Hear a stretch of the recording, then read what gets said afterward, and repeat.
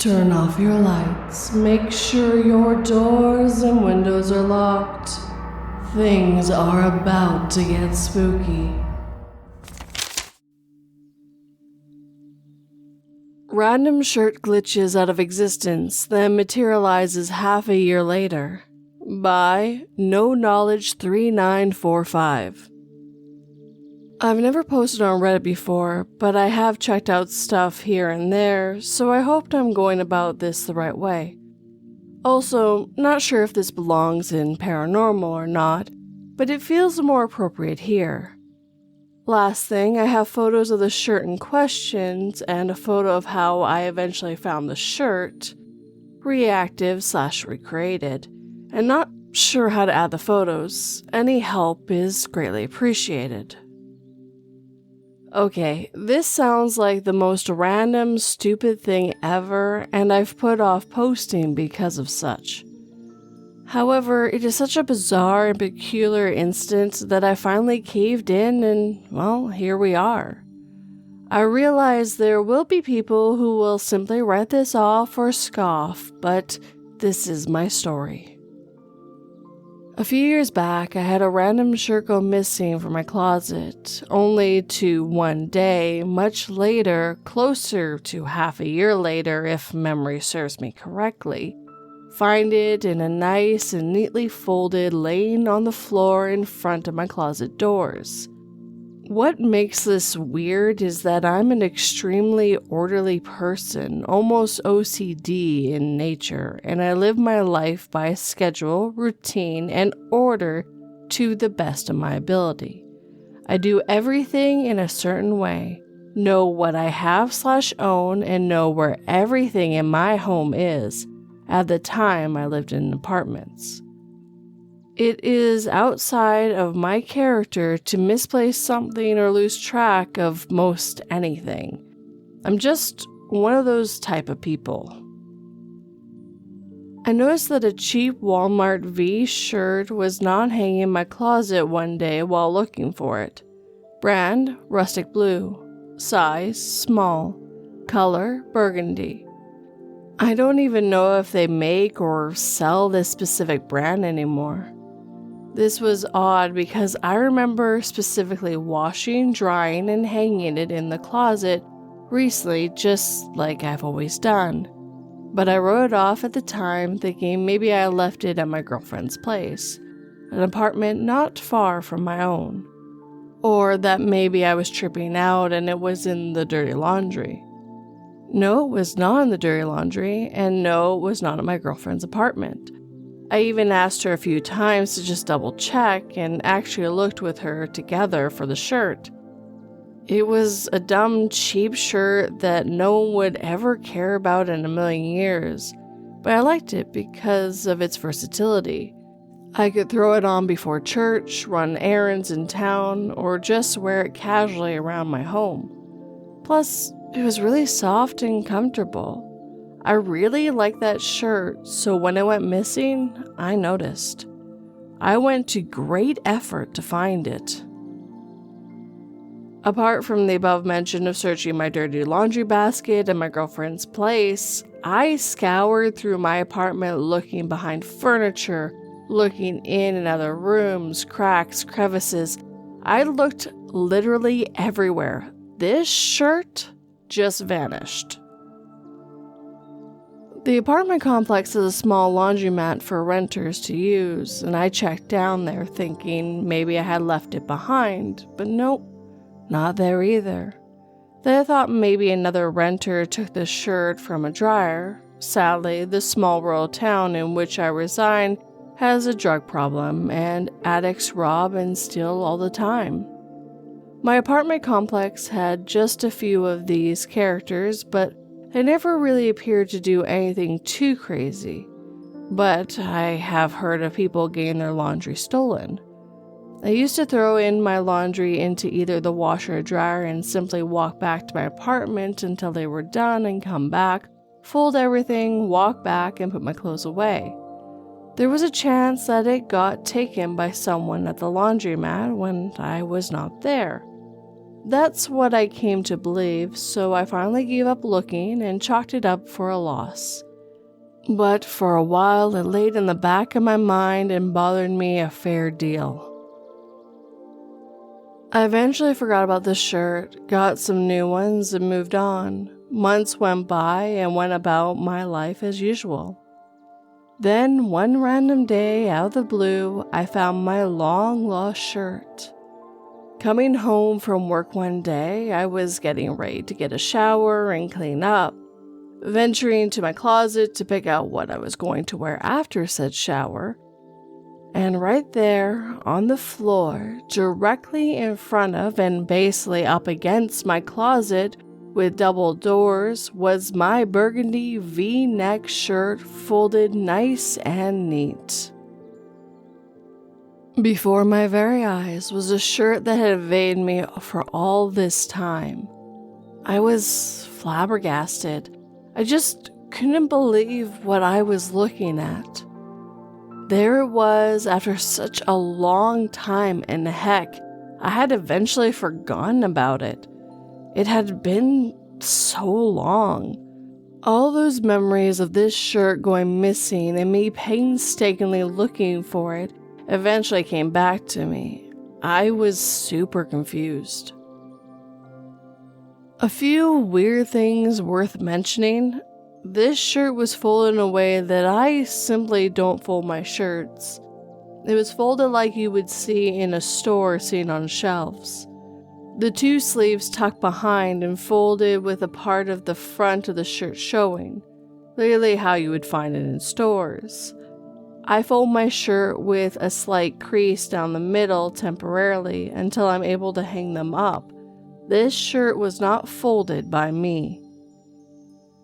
Secondary, there is absolutely no way this shirt could have been laying there this entire time in front of my closet, where I come and stand every single day, without me obviously noticing. Also, I wouldn't have been able to open the closet door without them being caught on the shirt. I was very happy to have this cheap shirt back because, like I said, I liked it a lot. It's super comfortable, but this whole situation was extremely odd and felt off. How did this shirt go missing for such a long time and randomly end up resurfacing months later on the floor, folded in a way that I don't fold my shirts? Timeline and other items of interest. This happened several years ago at my former residence, again in an apartment complex. I didn't mention previously, but this complex is right beside the biggest cemetery in town. No, I don't believe this to be paranormal in nature, nor does the cemetery have anything to do with this. I'm a super skeptical person, and I usually dismiss any ghost stories or things similar. It's not that I'm not open to supernatural things, I just don't see this being a thing. I can admit at least feels like there's a small chance that a paranormal element is in the event, but I highly doubt it. That's one of the reasons I opted for Glitch in the Matrix subreddit instead of the paranormal subreddit. I moved to my current residence, small 2-bedroom house, in late 2019, December to be exact, because it was right before Christmas. The shirt was found earlier that year, close to around spring, because I remember finding this shirt before Easter of 2019. I can't say for sure when the shirt went missing, but I believe it was just before autumn of 2018, because I was still wearing the t-shirts. With autumn and winter, like most people, I wear long sleeve stuff like hoodies and sweatshirts, so the t-shirts got placed off to the side of the closet until spring. I would have still been wearing the t-shirts at the time of its disappearance. Easter 2019 fell on April 21st. Backtracking into pre-autumn of 2018, September 22nd would mean roughly 6 to 7 months with the shirt was absent, around half a year. That's about the best I can do as far as a timeline. Again, I never considered sharing this story until recently and rejected the idea, only to finally decide to share it. Conclusions. Theories I debunked. 1. My girlfriend had it and just put it back one day. My ex-girlfriend now would never do such a thing, and I considered it for a time that she was pranking me. I quickly wrote this off because it's just not in her nature to do so. Plus, why would she? For 7 months, just let me worry about a stupid cheap shirt so she could laugh at me one day when I found it? It doesn't make sense. Also, I specifically looked for the shirt at her place with her, and I left no stone unturned. Even checked our vehicles. 2. I simply misplaced it. Couldn't have happened. Not even close to a possibility. The type of person I am, I would have found this shirt early on. Also, there's no way it'd just be laying on the floor in front of my closet without my noticing. Just a thing that just couldn't have happened. 2 possible theories. Maybe a glitch? I really don't know. I hear these stories from time to time about strange things happening. Again, I'm very skeptical and close to writing off this theory, but because I simply don't know. The more likely theory, at least in my mind, is something I'm going to have to share in an update. I do apologize. It's pretty involved and takes a very dark and unexpected turn, unfortunately. I just don't have the time today to continue, but I will post an update sometime this week, or what I suspect happened with a decent percentile of likelihood. Thank you for taking the time to check this out, as unhinged as it sounds. Also, I welcome and appreciate any help, theories, insights. Thank you again. Update. As I end my story, I mention one solitary theory I came up with that I believe has the highest likelihood. This one takes a while to get there, but hang in with me. We'll get there. Before I spit out my theory on what I think caused one of my shirts to disappear from my closet and resurface months later in a much peculiar fashion, first I need to go back to when I first moved into this apartment. I live in a typical rural town America. Not much goes on. The country aspect almost seems to merge with the town. Farms, gas stations, a few dollar stores, Walmart, and a restaurant are what's on often. Also, a small movie theater and a skate ring, so not much is happening.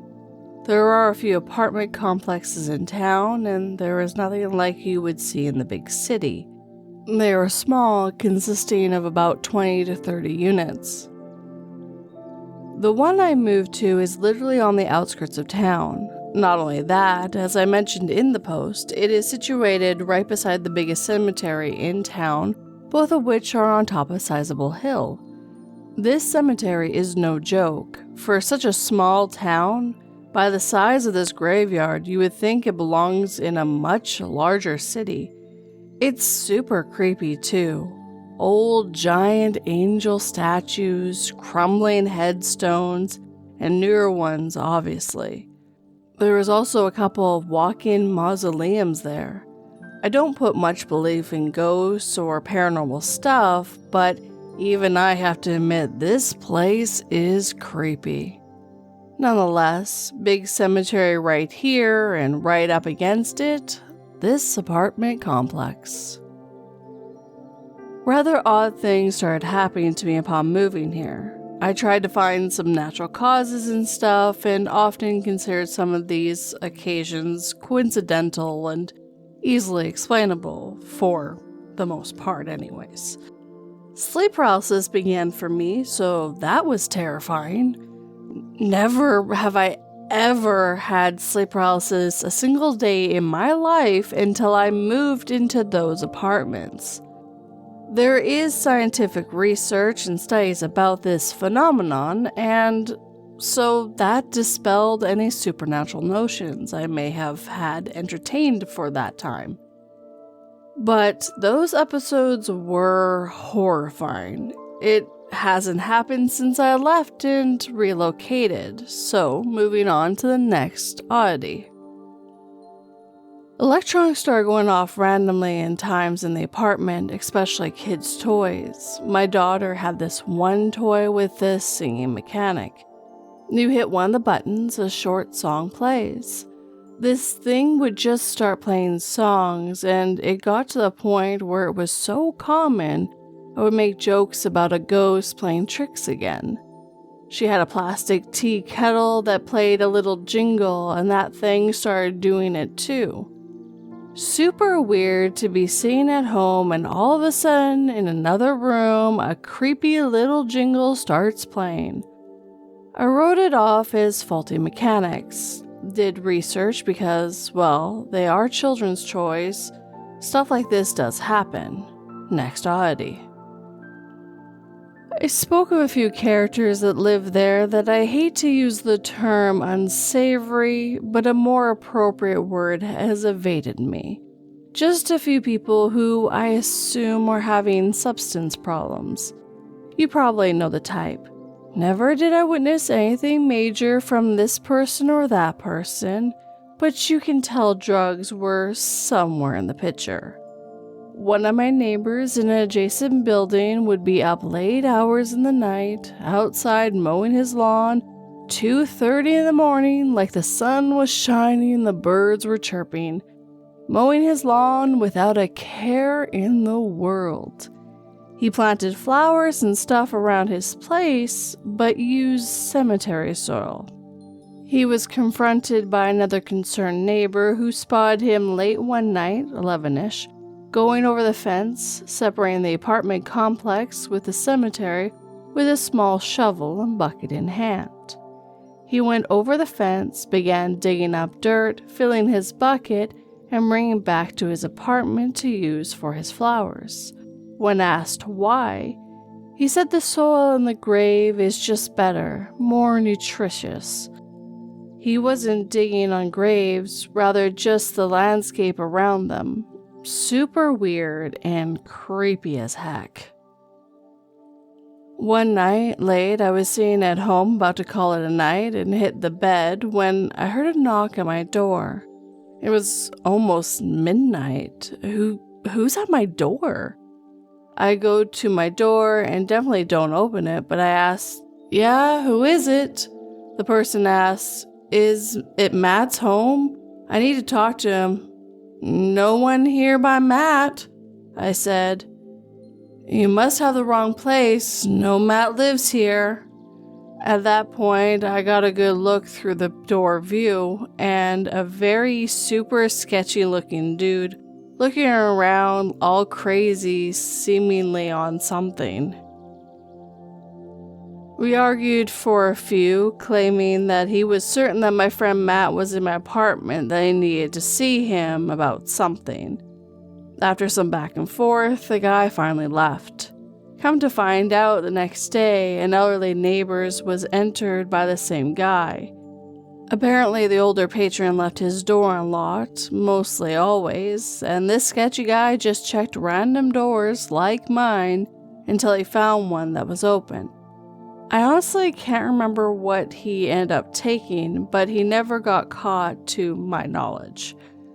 I can't help but think what would have happened had I opened the door that same night when he came a-knocking. Why am I sharing this stuff, you may be asking? Well, I'm trying to give you a lay of the land, a bit of a backdrop, you could say. Okay, so what caused my shirt to disappear and show up half a year later? Again, what I'm about to share is simply the most plausible theory. I think a certain someone gained access to my home one day when I was at work or when I was at my girlfriend's overnight. I think this specific person eventually felt bad and, after a long time, regained access to my home and placed the shirt back. They may not have had the time to hang it up properly and just placed it in front of my closet. This would explain the way the shirt was folded. Remember, I fold shirts in a certain way, and this return shirt was folded in a manner you would see in a store, not the way I fold. Who was the perpetrator? Well, I believe the landlord's granddaughter. This explains how she would have gained entry to my apartment. She had access to the landlord's office, her grandmother. She could have easily retrieved a spare key for my apartment.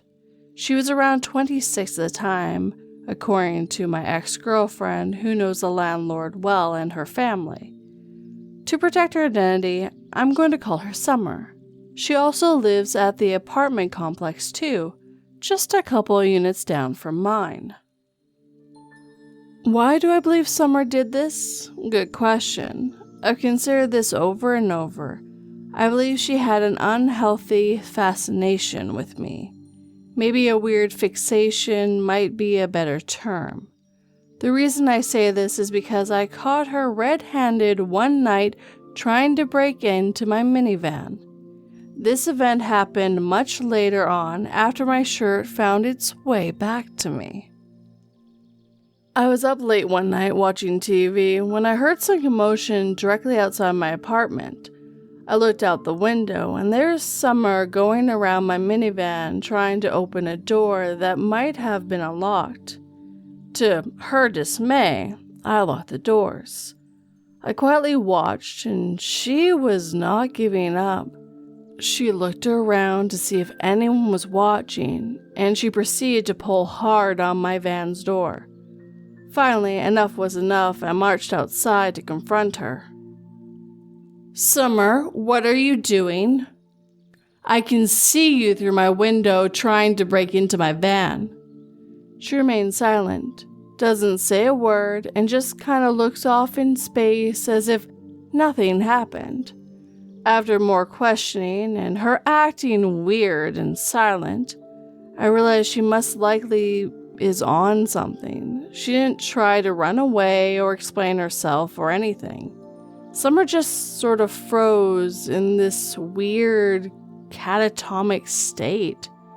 I figured it had to be drugs, so I convinced her to go back to her apartment and go to bed. I promised I wouldn't call the cops and that she needed to get some sleep. I watched her go into her apartment and I walked back into mine. Minutes later, I heard those same sounds, my van being tampered with. Here we go, so I go to the window and now Summer's walking up my steps and trying to open my door. It's locked. I call my girlfriend who, again, knows her and her family, and asked her to walk down and help me talk some sense into Summer.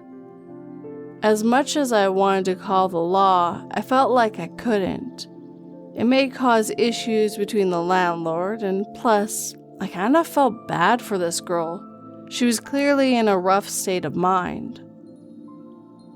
After hours of me and my girlfriend talking with Summer, she finally calms down and agrees to stop breaking into my van and break into my home. I didn't mention it yet, but my daughter was sound asleep upstairs. You can understand my worry. The next morning, Summer's mom comes down from out of town and picks her up to take her to stay with her for a couple of weeks at the behest of my girlfriend calling her. She explained the crazy night with Summer and all that took place. I was determined Summer had a mental break and some lapse in her psyche. I had heard she had suffered from both mental issues and drug problems. After that incident, some time had went by, and I began considering the fact that maybe it was Summer who had taken my shirt for whatever reason, and then brought it back eventually. I couldn't be sure, but after that episode with her that one night, I wouldn't put it past her, so I decided to ask her. Summer would come and stay at her apartment a while and go stay with her mom for some time to time. This was her routine. At the time, I decided to gently comfort her. She had been to rehab, clean for a few months, but she wasn't down here. She was still up her mom's. She had a baby and was staying with her mom so that her mother could help her with that baby. But I just had to know. I had to know that my shirt didn't just glitch out of existence one day and pop up a while later. I had to ask her. I called my girlfriend and told her my theory, but was abruptly stopped. "Didn't you hear?" she asked. "Did I hear what?" I responded. She said, "I assume the landlord told you." I responded, "I don't know what you're talking about. Summer passed away last week. She died of an overdose." Silence. Time seemed to stand still. My shirt theory no longer mattered. This young person, this young mother had passed away. I was incredibly sad and taken aback. I thought she was doing well, thought she was clean and sober. Apparently Summer had left her mom's one day and never came back. She was reported missing and found a day later, overdosed in her car in the side of the road. It's an extremely sad event, and to this day I still think about Summer every now and again. I think about how tragic it was that such a young person is no longer around. I think about her little daughter who will never get to know her mom. I think about the potential that was there and how drugs stripped it all away. Sadly, this is a case for a lot of people nowadays, young and old. It's just tragic. In the end, I don't know what happened to my shirt. I suspect I know what happened to place, but I can never be certain. The shirt means nothing when it comes to someone's life being lost. That's the true mystery here. How a young person can vanish so quickly and leave behind a daughter and family who have to deal with that loss. Anyways, that's my story. Sorry it ended like this, but I promise an update with my theory, and there it is.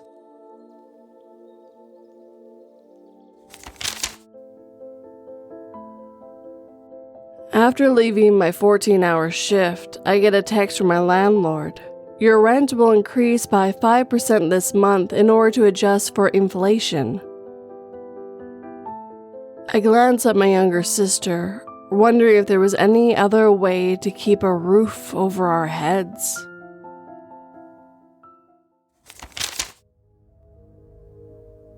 Several years ago, my car changed colors. By Professional Ear 5923.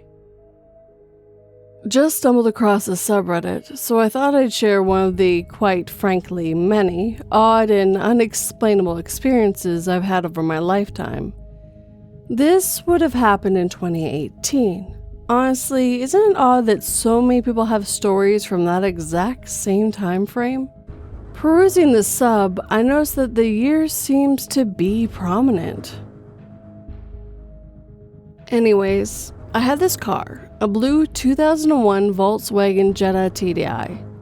It's the car I learned how to drive on. It's honestly didn't get as much use by this time period and kind of just sat there. But I knew that car like the back of my hand. Even though I didn't drive it often anymore, my friends and I would often use it as a sort of hangout spot as I lived in a small trailer at the time with my parents and 2 siblings. There wasn't much privacy in that place. This wasn't once or twice. We hang out in that car all of the time, pretty much nightly, as I was always with friends getting up to some sort of trouble at that point in my life. We're hanging out in the car as recently as the night before. In fact, I remember this quite well. That's why it's bizarre the next morning upon glancing outside the window of my then home, I noticed that the car was not blue, but green. I took the shortest and most incredulous glance at the thing and had to do a double take. In that moment, I experienced the most surreal feeling, something akin to deja vu.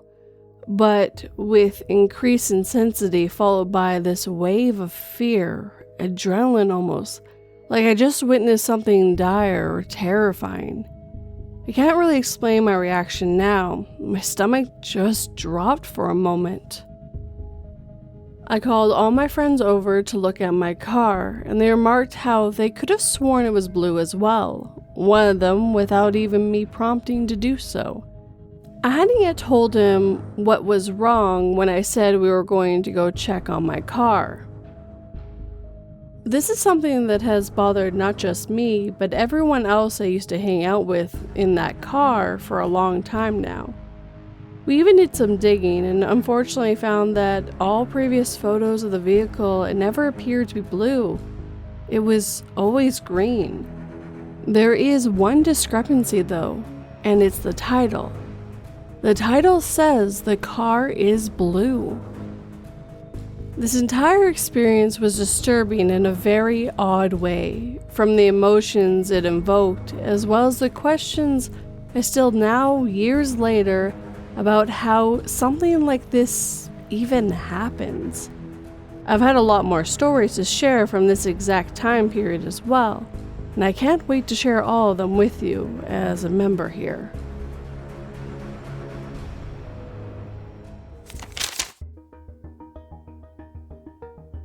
I was always told that dogs are so forgiving and that you could beat them and they'd still love you. It wasn't until my husband told me how good of a puppy I was that I realized how true that statement really was.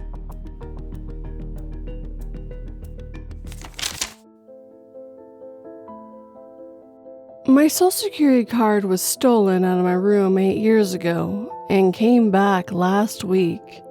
I'm imrebaMcEntired. My social security card was stolen out of my room about 8 years ago. I came home from work one day and I kept it inside a safe in my closet. I noticed my room had been torn apart, the safe was busted open. This was a cheap key Walmart type safe, nothing major. And the first thing I noticed was my social security card was gone. I was so confused because I lived with roommates at the time. Those roommates were like family to me. Never suspected it was something they would have done. I eventually found out it was one of my roommate's brothers. He was visiting the house for a few days and had a history of trouble. I knew it had to be him. This is the weird part. I confronted the brother of my roommate about it one night. He was shocked and upset when I did. He admitted to me that he took it, and he said he was sorry. I asked him why he did it, and he said he was involved in a scamming ring and thought I'd be an easy target. He then said that he felt so bad about taking my personal information that he panicked and threw it into a sewer drain to get rid of it all. I was upset that he did this, but I moved past that and years went by. About 2 weeks ago, I was cleaning out my book bag that I use daily. I have 2 of my older wallets inside there with random school IDs and other things. Note, I have thoroughly checked these wallets many times in the past 8 years and have never seen it. So I pulled these wallets out and I wanted to check and see what was inside them. I pulled a stack of school IDs out and behind them was my actual social security card that I thought had been stolen and missing for the past 8 years. I probably wouldn't have thought anything of it after finding it more than me just finding it, although I have checked the wallet many times and the person who took it from me admitted he did and apologized saying he threw it in the sewer drain. Just interesting to me and I wanted to share it.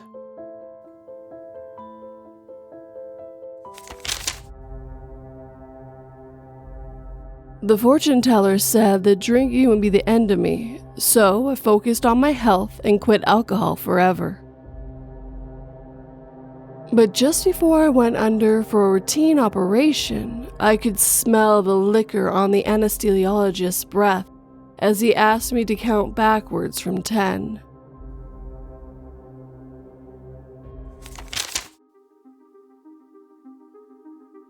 The Weird Banana Peel and Clock Setting by Anonymoose. This happened about 10 years ago, but the daylight saving post from earlier jogged my memory. My husband, infant daughter, and I lived together in a small apartment.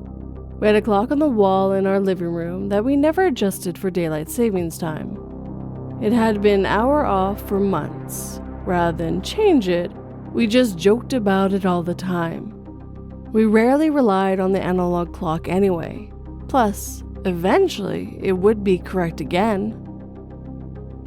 One day, I got home from a morning outing with my daughter, and I noticed that a banana peel was in the hall on the floor. This was very strange because we did not have any bananas in our house. In fact, we never did. I was quite startled. I sent a text to my husband and asked him if he stopped by home during his shift and possibly dropped a banana peel on the floor. He said he most certainly had not. We checked our Ring doorbell footage and no one had come into our apartment. I cleaned it up. I was feeling uneasy. I packed a diaper bag for my daughter so we could leave for the afternoon. Before we walked out the door, I glanced at our clock. The time was correct. It had been adjusted for the time change. I was startled.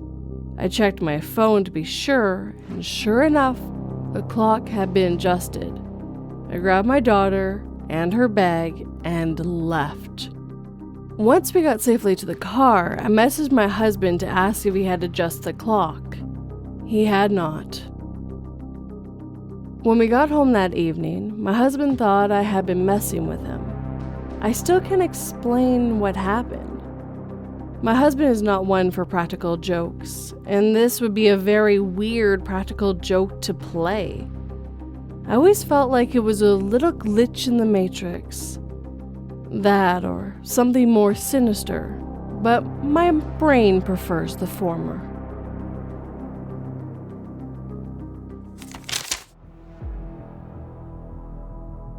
I pulled my daughter into the bathroom where I was hiding, explained that I too heard my voice calling her from downstairs.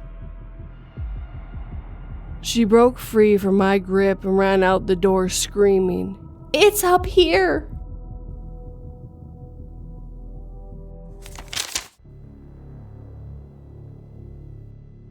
I switched places again, and this time I'm stuck, a little freaked out. By Almost-Jaded. I'm actually really glad I found this sub a few weeks ago, because if this happened without me hanging out here the last few weeks, I'd probably be handling it much more poorly. As it is, I'm merely very concerned and freaked out, but holding it together. I have posted here for a couple of weeks now. Ever since I had my second serious glitch in roughly 11 years, and a friend pointed me here. Ever since that day, I've been more aware of these things, and I've made a few posts about them. Other than the big one in 2016 and December 29, 2017, I've always written the little ones off. Now, I pay attention. And the last two weird things, nowhere near the scale of the two major experiences, I posted here. And because today, I got a major oh shit confirmation that something changed. To review, if you haven't seen or heard the other posts. In 2006, I was driving through North Las Vegas and went to a parallel place where the streets were different. I eventually came back to my universe, or however you want to look at it, but it's not something I'll ever forget. A few weeks ago, the same thing happened again in a different part of town. I drove through an area I'm extremely familiar with and everything was off, very off. An entire planned community and all its associated streets and a shopping center had vanished. And streets that don't intersect in my universe intersected because the development wasn't in the way. Again, eventually came out of it, and going back, everything was how it was supposed to be again. The two glitches I posted since were minor. A speaker that had JBL logo on it changed to a Harman Kardon, and last night an Uber Eats customer swore I had been her Uber driver for the airport once, and I recall details about our conversation that couldn't have been coincidence. But I've never made airport drives or even Uber passenger rides, only ever done food deliveries. Again, very weird, but little stuff. Tonight, I just confirmed that somewhere along the line, I actually switched into a different place, and there's no getting around it. Leaving Planet Hollywood, ex-wife in the car with me, we work together. She's born and raised Vegas. I've lived here roughly 18 years now. We both know this city better than we know the back of our own hands. We're heading from Planet Hollywood to Spring Mountains Road to get to a destination in West Vegas towards Summerlin. Details so any locals reading/listening can relate and verify things. As we get to the Strip, I go straight across on Harmon instead of turning onto the Strip. She looked at me funny and asked me where I'm going. I'm either going to take the freeway or just follow Harmon west and take Valley View or Dexter. How? Why are you staying on Harmon? Why wouldn't I? She looked at me weird. So here's the thing. I'm planning to either take Herman Viaduct they built when City Center went up, over the Valley View like I've done 100 times, or take the auxiliary ramp from the said viaduct onto Frank Sinatra Access to the I-15 like I've also done 100 times, depending on traffic. Except after passing City Center, it becomes immediately obvious why she thought I was crazy. There are no auxiliary ramps from the viaduct, and Harmon dead ends just past the very short viaduct. This is not how the road has gone for the last 8 or so years of my life.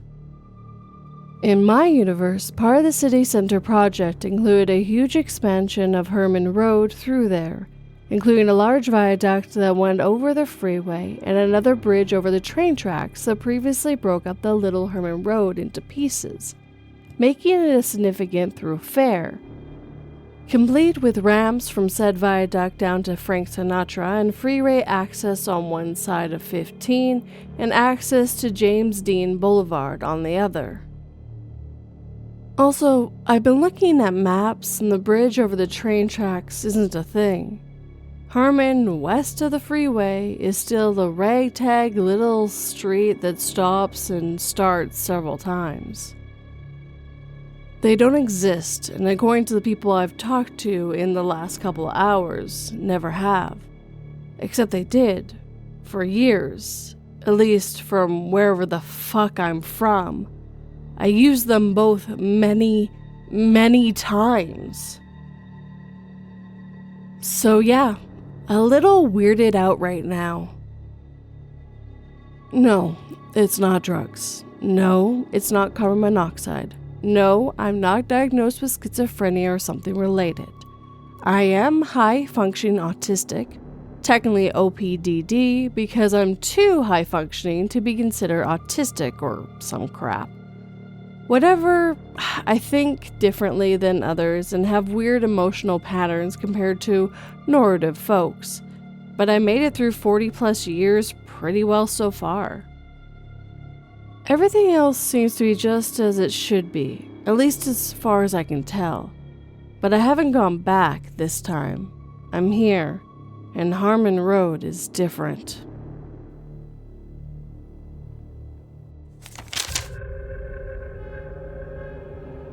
I planned to tell my husband I was pregnant tomorrow.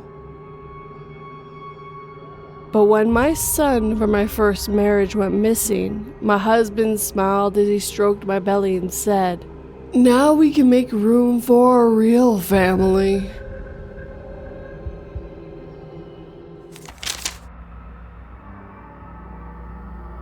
Bizarre Helpful Paper Came Out of Nowhere by Sunspot5254.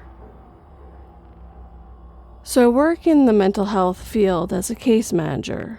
I have a client who just got admitted to the inpatient unit, and I wasn't sure how to contact her in the unit directly, since patients have a different number. I worked here for about a year and had left in July because I was supposed to go back into teaching. Well, it didn't work out, so I started back up on this job 3 weeks ago. But I have lost pretty much all of those niche contact numbers and resources. I remember I had written down the IPU patient contact number line down, different from the front desk, on a piece of paper and shoved it in my work phone case. We have little iPhones and the leather cases that have a few slots for cards and a pocket for money. I turned that case in my old phone months ago when I had resigned, and this is a different one. I remember thinking how old and banged up it was in comparison to my old one, which looked much newer. I figured I'd call the front desk later and get the number, but I thought to myself, "Oh, I wonder what the last person left in here." Opening the side pocket on the case, and there was a small slip of paper with the IPU patient contact number. It was mine, my handwriting, my font, my size, and it was written on a torn piece of paper from IPU because there was typing on the back about staff expectations while on the unit. Now, don't get me wrong, I'm grateful as hell, and I don't know if I'm looking out for myself somewhere out there, but it was weird. Really, really weird, and I do not have an explanation for it.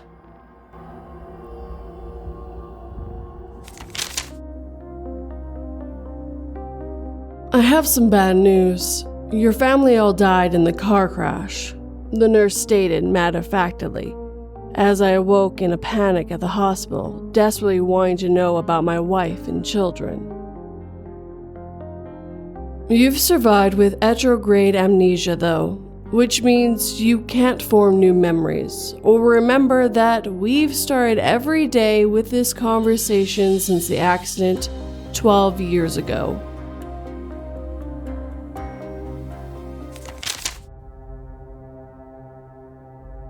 My toddler fell forward onto an open oven door while I was baking and landed several feet away completely fine. By NibblesMcGiblet. I don't think I've shared this story here, but this is why I joined this subreddit, and my daughter is 21 now. This happened when she was maybe 2.5 years old. I was in the kitchen, which was wide open to the living room. Husband was sitting on the couch watching TV, half asleep. Daughter toddling around. I opened the oven door to check on the food and turned to get a pot holder out of the nearby drawer. When I turned back, my daughter was almost to me and suddenly fell forward with her hands out. I shrieked, "Oh God, help!" to my husband, and in that instant, images flashed through my mind of her landing on it, burning herself horrifically. Us going to the emergency room, her being there for a very, very long time, months. Her growing old at various stages, covered in horrible burn scars and scar tissue, limiting the movement in her hands and on her face. Her going through plastic surgery after plastic surgery. Our life became all about hospitals and surgeries. I felt I lived those lifetimes all in an instant. Then, suddenly I snapped back into the present, and my husband was looking at me saying, "What?" all irritated, and my daughter was on her hands and knees at least 3 feet back from the oven, where she definitely wasn't seconds prior.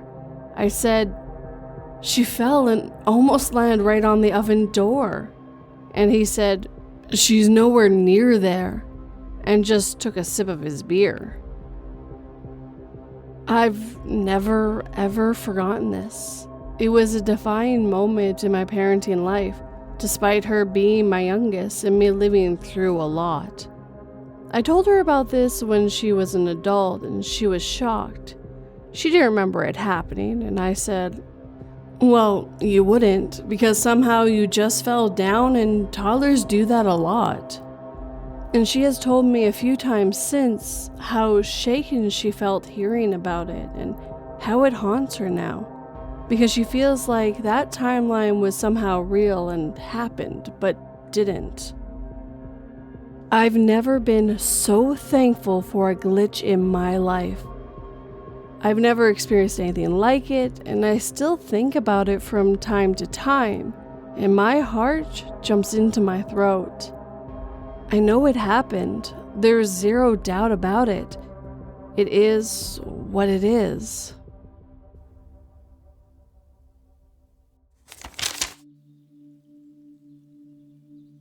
For what he did to my kid years ago, I've had in my basement since then, being subject to the very same atrocities every single day. 2 years back, police found the real culprit, but it was too much fun by then to let this one go.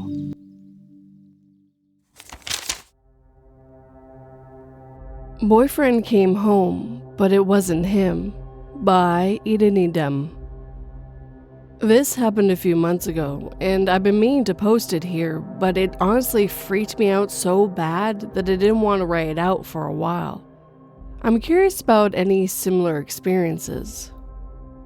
Some background. I live in a college house owned by the college and close to campus, with 2 of my friends. But my boyfriend has been sort of an unofficial 4th housemate for a while now.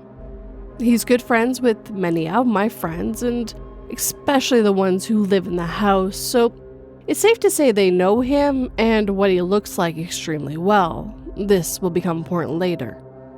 Our house is directly next to a big parking lot, which is fully lit with street lights at night, like a grocery store or a mall parking lot. That belongs to one of the college sports facilities, and it's completely empty about 80% of the time, unless there's a game or a practice. This is where my boyfriend and my friends who come to visit will park when they come over. The night this happened, my boyfriend was at his fraternity house for an event, but was planning to come over to our house afterwards. Just me and one other friend were awake and both sitting together on our front porch talking, not drinking or doing anything of the sort, when we saw my boyfriend's car coming down the road parallel to our house in the parking lot. It's important to note that my boyfriend has a very distinct car, foreign car, outside modifications, and unusual color. And we live in a relatively small town where I still, to this day, have never seen anyone with the same car. I wasn't sure for a second it was him, as he usually calls me on his way home from almost anywhere, and he hadn't done that. But as his car got closer and started to turn into the parking lot, I was absolutely certain it was him. Like I said, the lot is fully lit up at night, so not only did I see the car in full light, but I could see through the window enough to see it was him. We thought so much it was him that my friend and I got up and started walking to the lot to greet him. She got over there just a moment sooner than me and waved at him as he was pulling in. But he only looked at her and just kept driving through to the other side of the lot. As it would be in character, we thought surely he was fucking with us and was going to turn around. But we watched as he pulled out of the parking lot fully and drove down the road in the opposite direction he came. I called him immediately, thought maybe he had left something at the fraternity house or was just doing a really elaborate and now slightly annoying bit. When I tell you my jaw dropped when he answered, and I could hear from the background that he was still at the frat house, music, people talking. Even though I could still see his car driving down the road, I asked him if he had been home and left for some reason. He said he hadn't, but he was probably going to leave soon. He asked why, and I just told him I explained later and hung up. My friend was so freaked out she didn't want to talk about it and still doesn't like it when I bring it up. We both saw him, but she definitely got a better look and swears on everything it was him driving. Hell, I know for absolute sure it was his car. We've had a few weird experiences in this house that oddly enough center around my boyfriend, and it's hard to tell if it's more paranormal or glitch in the matrix, but this one absolutely felt like a glitch, especially considering that him coming down our road and turning to the parking lot is a routine thing that happens at least 10 times a week. Guess the universe was just ahead by a few minutes that night and played the track of my boyfriend coming home too early.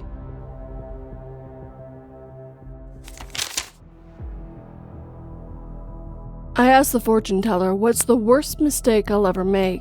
She replied, "You'll kill 189 people."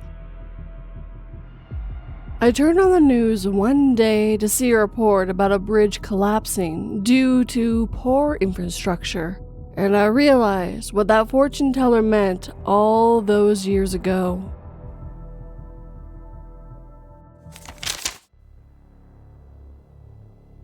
Appearing Wall by BMC25. Short but sweet. I, female 28, have lived with my partner, female 28, for 4 months now. I helped her move in while she had to work, so I saw the place empty. It's a pretty small 3-bedroom, a relatively open plan. You walk through the entry through a small hallway where 2 of the bedrooms and a lounge area are located behind doors. At the end of the hallway, you have a kitchen to your right. The bench wraps around the wall to the right and comes out to create a divide to an open lounge and dining area, with floor-to-ceiling bay windows and sliding doors that allow the view and light in, and lead to our deck. I've admired the view many times from the kitchen. I've spent many hours on the deck admiring the same view and speaking to my partner as she cooks or plots around in the kitchen. Now, to the appearing wall. 2 days ago, I was sitting in the lounge/dining area and speaking to my partner in the kitchen. I noticed a quarter wall above the kitchen bench. It runs along the whole length of the kitchen, and I've never, not once, noticed it. I asked my partner, and she assured me it had always been there. I cannot unsee this wall, no matter which way I approach the kitchen or dining/lounge area. I swear it wasn't there 3 days ago. This also aligns with a weird experience I had with my neighbor the day before noticing the new wall. The neighbor from behind my house was walking in our shared laneway as I was letting my dog in the house after I got home from work. I hadn't met him yet. I had seen him over the fence as my dad does allow me to see over the fence and further past his house, but never spoken to him. He approached the fence and started talking to me. He was acting as if we had spoken previously, not by anything he mentioned, just the way he spoke. I told him I was enjoying the new house. It was completely renovated before we began renting, so it was really nice. He then told me he had seen the house arrive in 3 pieces on a truck. We knew the house was brought in, but as far as I knew in the video I had seen, they craned in the whole house as 1 piece. I saw it strapped to the truck and everything. I asked my partner to show me the video, and she doesn't remember anything about it. If the house came in pieces, it would make sense this wall exists. That's not what I remember. Every time I look at that wall, I feel a little more crazy.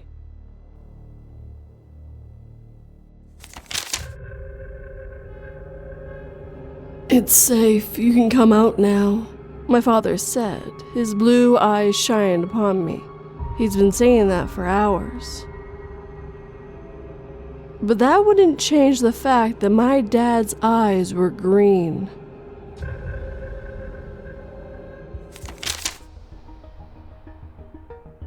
I Think I Met Myself by narddawgcornell. I live in a fairly small city, and I'm pretty familiar with most of the area. I work from home, so I don't get out much during the weekdays, but on the weekends, I usually take long walks to clear my head. Saturday afternoon, I decided to walk around the part of my town I don't normally go to. It's not far from where I live, but it's not an area I really explored. Mostly industrial, not a lot of foot traffic, and not much to see besides warehouses. Anyway, I'm walking down this long, straight road when I see someone coming towards me. It was a guy about the same height as me, wearing a hoodie, jeans, and a backpack. As he got about 15 to 20 feet away, we are now staring at each other. At this point, I generally feel like I'm having a panic attack. It was the weirdest feeling I've ever had. I know this person. I've seen him before. It's me.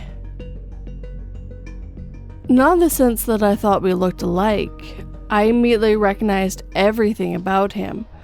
The way he was walking, his posture, the way his hands were resting in his pocket. It was me. When we passed each other, neither one of us said a word. We just continued to look each other up and down. It was the feeling that we were two versions of the same person. The expression on his face was confused and fearful. His eyes were wide, and it was like he was thinking the exact same thing I was thinking. I didn't see him walk away. When I turned back around after an awkward long time staring at each other, I waited what felt like 10 to 20 seconds before turning around again, and by that point there was no sign of him anywhere. There were no alleys or places he could have ducked into. I walked back to where we had passed each other, and nothing, no trace of him. It was like he just vanished. At first, I tried to brush it off. I figured I was just imagining things, but I think I'm trying to convince myself. I tried Googling this, but the results were just about urban legends or stories about doppelgangers being some kind of bad omen. Nothing useful. My friends say I'm probably just stressed out or seeing things, but honestly, I can't shake the feeling that I slipped into some kind of parallel universe, or that there was some glitch in the Matrix happening. I've also noticed I keep having deja vu about random things. Has anyone ever experienced something like this, or am I just losing it? I swear I didn't hallucinate this.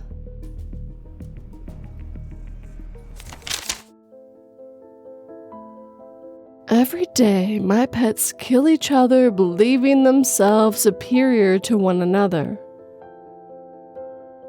If only they knew I never made a heaven, only a hell.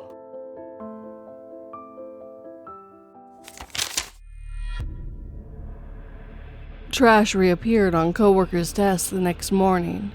By Katratkit. I've experienced several glitches of the Matrix throughout my life, but since this one was so recent, I figured I'd share. Yesterday I was chilling in my coworker's office and my vape was starting to burn out. I got a new coil out and changed it at her desk. Normally I do a full soak/clean of the tank while changing coils, but I was being lazy, so I did everything there. I used a few paper towels to take out the old coil so I wouldn't get juice all over my hands, and bundled it up and immediately threw it away into her trash can. We have a building custodian that takes out the trash and changes the liner every single day regardless of how full they are. This morning, apparently the old coil was sitting straight up on my coworker's desk right in front of her keyboard. She didn't even know what it was and asked if it was mine, and I was like, yes, but it's trash that I threw away yesterday? Genuinely no idea.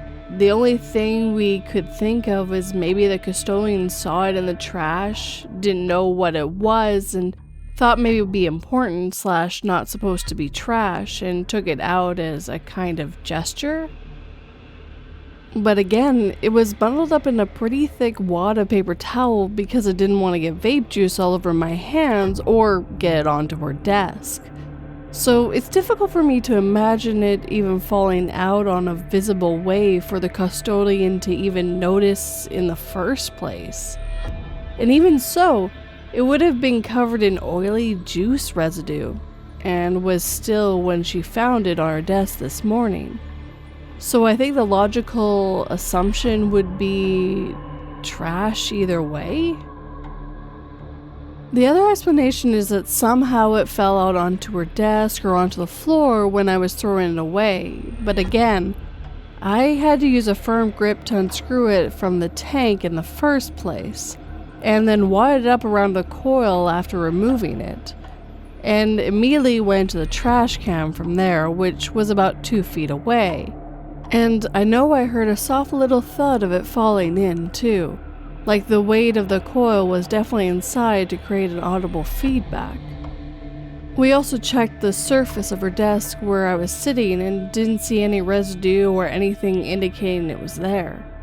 But even so, that still would have required the custodian to have moved it to the position right in front of her keyboard. And he never touches anything on her desk. No dust, tidying up, etc. like that. Maybe it was somehow on the floor, he could have noticed it, but also sort of a stretch to me. He does not vacuum, sweep, or anything like that either. Literally the only thing he does is our trash bins and the windows. Anyway, it's completely within the realm of reason that it's human error on my end, and the custodian moved it thinking it was important. But my distinct memory and previous experience knowing our custodian tells me it's impossible. Just one of those weird things, I guess. Thanks for listening if you did. OP also did tell me one time they dropped a sticky note that was important for work and the custodian didn't pick it up. So the custodian picking anything up would be very odd and very out of character for them. So, I get where the glitch in the Matrix definitely comes from for this one.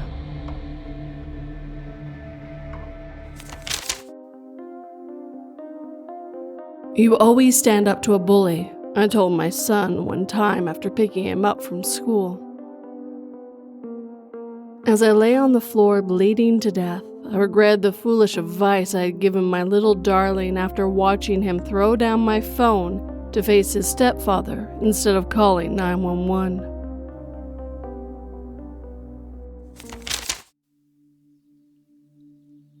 I saw my parents' doppelgangers by Megster333.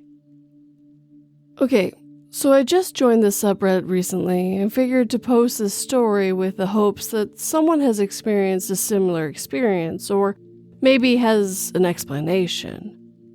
I have been experiencing so many weird glitch in the Matrix experiences recently, and I'm thinking of making a separate post for them. This happened to me, 22 female, about a month ago or so. I've been thinking about the experience a lot recently, and a friend of mine recommended that I post it on here. This experience has kept me up at night recently, and the more I think about it, the more unexplainable it gets. It was Saturday, and I enjoyed filling up my car on the weekends before the week begins. I need to get gas, and before I left the house, I told my dad I would be back in a few minutes. I just need to get gas down the road at my local Kroger because it was 3 cents off a gallon, and I'll be back shortly after. Anyways, for some reason I have an overbearing dad who refuses to believe I know how to pump gas on my own, even though I've been doing it for over 6 years. I leave the house to get the gas, and as I mentioned, the Kroger is right down the road. I have to take a massive left turn to get into the area, so I like to drive all the way around to avoid the massive turn, aka making a 2-minute drive into a 7-minute drive. As I'm making the drive about 3 to 4 miles in, I notice my parents' car approach me and begin driving close behind me in my rearview mirror. Their car is unique, as the color is a specific light grayish blue. I roll my eyes as I'm thinking, wow, they seriously think I can't get gas on my own and are following me to make sure I can? I approached the stop sign and quickly checked my side view mirror to get a closer look to make sure it was them, obviously annoyed. In my mirror, I see it's my parents driving. I know so intensely that it was my parents, like I know what my parents look like. There's something off, I notice, though their expressions are completely blank and just seem empty. I can't explain it. But it had to be my parents, but like all the energy from them was gone. They look like NPCs. I decided to shrug it off and keep driving just the last stretch to the Kroger. As I turned into the Kroger, I noticed my parents are no longer behind me. I pull up to the pump, pull out my phone, and check my parents' location. They are at home. There's no way they had enough time to make it back home from where I had last seen them on the road. I finish pumping gas and make my way home, still confused by the encounter. Later that night, I asked in a laughing manner to my mom, "Hey Mom, why were you and Dad following me earlier?" She looked at me super confused and says, "What are you talking about?" I explained what I saw on my way to get gas, and she replied with, "Dad and I hadn't even left the house today." I must preface by saying that my parents are incredibly religious, conservative, straightforward people and would not prank me like this. I know with absolute certainty they did not leave the house, so please tell me, who was following me?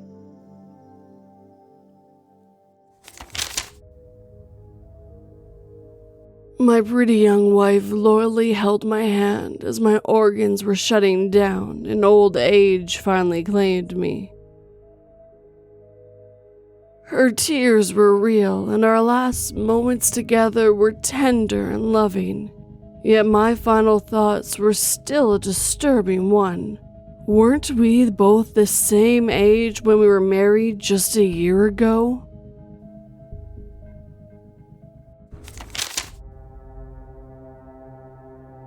Resolved Glitch by Almost-Jaded. Good to know there's some explanations for some of these really weird ones. Thought I'd share a recent near glitch experience, although I'm still stuck here in no harm in road ramp land. Went on a business trip with my ex-wife last weekend. While we were in San Antonio Airport, she bought me a bottle of Fiji water. I never get that brand because the square bottle annoys me. Fly home, I take an Uber home.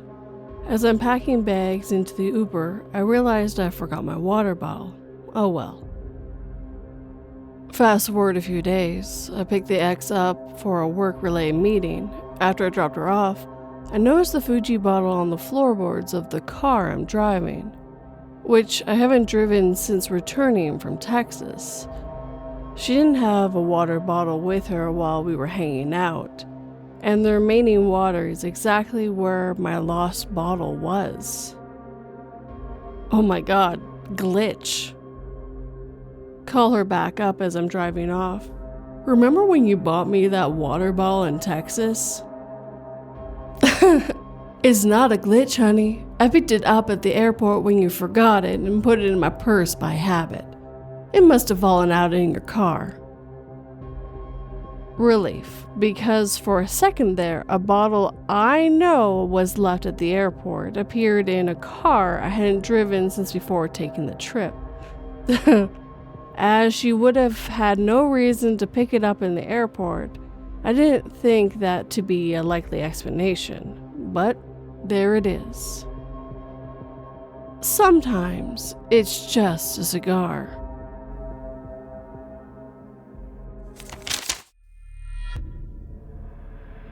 Breaking news. After 20 years, a police sketch of the fugitive dubbed the Crisscross Killer has finally been released.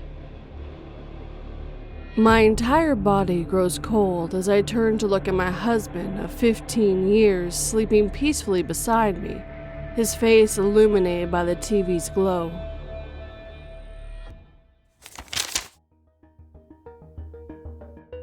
Disappearing Man in Red by Writer Boku 3. I recently found this sub by accident, and I'm glad I did. It proves we're not crazy, nor is it legendarily rare to have any of these experiences. Me, my best friend, and my die-hard materialistic atheist family have had so many glitch in the matrixes that I would need to write more than 10 posts to describe them all. We have all failed to explain each and every one of these events, and mentioning them in a family conversation is sort of taboo. Fortunately, this is not the case with my lifelong best friend. Here's an early example that my friend and I had about 15 years ago. My birthday fire camp, we left our group of friends and went for a walk in the woods. It's a forest that we know pretty well, having played here every day since we could walk, to talk privately about some stuff that had been going on in our lives lately.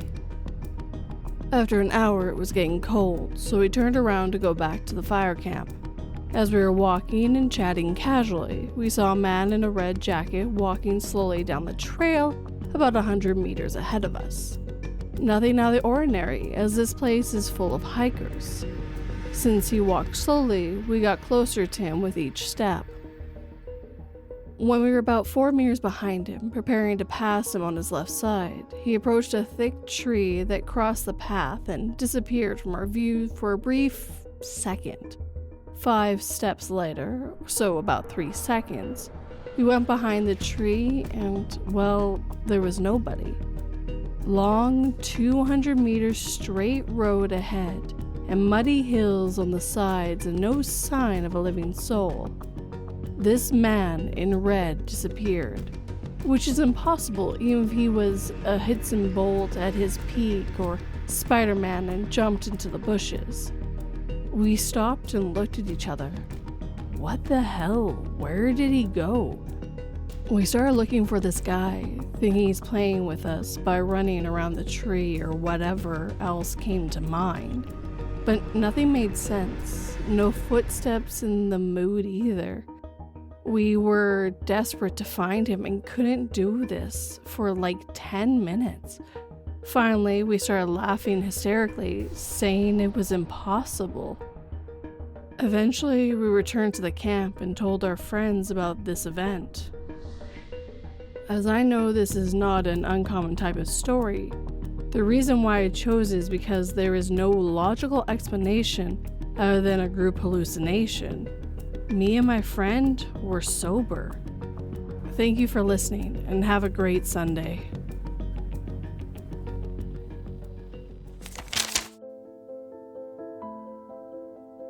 Please, my child only just turned 14. The woman pleaded desperately.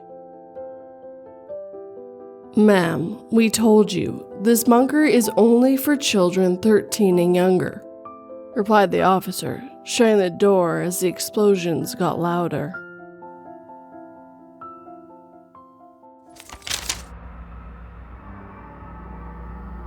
Reappearing Shoes by Ashley Marie 096. I was reading through these stories here and was reminded of this story I still have no explanation for. This happened about 5 years ago, but I'll never forget how insanely confused I was. I also want to note that I'm not a stranger to glitches happening and have witnessed car disappearing with nowhere to have gone, items disappearing and reappearing in the most obvious places, things like that. So, the story. I was on a camping trip with my family in Biloxi, Mississippi, and we took a drive to the beach. We parked in a parking lot and had to cross a busy street before coming up to the wooden bridge/path that led to the sand. As me and my family approached the end of the path, all of the beachgoers had their shoes lined up against the railing. I remember slipping out of my shoes and hoping they wouldn't be stolen or accidentally taken by someone else, as they were pretty generic and, as I stated, everyone's were all piled together. Me and my family went on our beach day, went swimming, things like that. And I know for a fact no one from our little group left to go back to the car, and everyone stayed together the whole time. Not only that, but my siblings were too young to cross the street alone at that time, and my dad has never pulled pranks. As we were leaving and approaching the pile of shoes, lo and behold, my shoes were gone. They were a cheap pair of flip-flops, so I wasn't broken-hearted, but was quite annoyed that I had to walk across the busy street and through the parking lot barefooted. I remember stepping on rocks the whole way and mildly complaining because it was quite painful. Then, when I got back to the car, my shoes were neatly placed under my car door, as if I had opened the door, placed my feet on the ground, and just slipped out of them. If it were a prank, it couldn't have been done by my family, so the random prankster would have had to know 1, which shoes were mine, 2, which car was mine, and 3, which door I had gotten out of. And I know for a fact I didn't leave them there due to how uncomfortable the walk was barefoot, as well as having the thought that I hoped my shoes wouldn't go missing in the pile. I was happy to have them back, but totally annoyed it wasn't before the miserable walk across the rocks. Also, a side note from 242, this is my second recording because the first one oddly glitched. I thought it was fitting since these are glitch in the Matrix stories.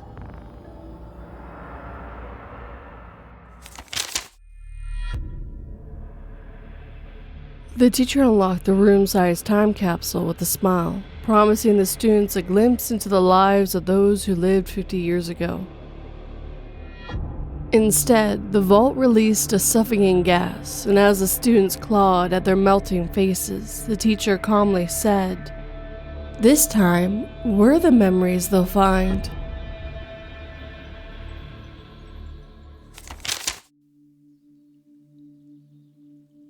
Where is their son?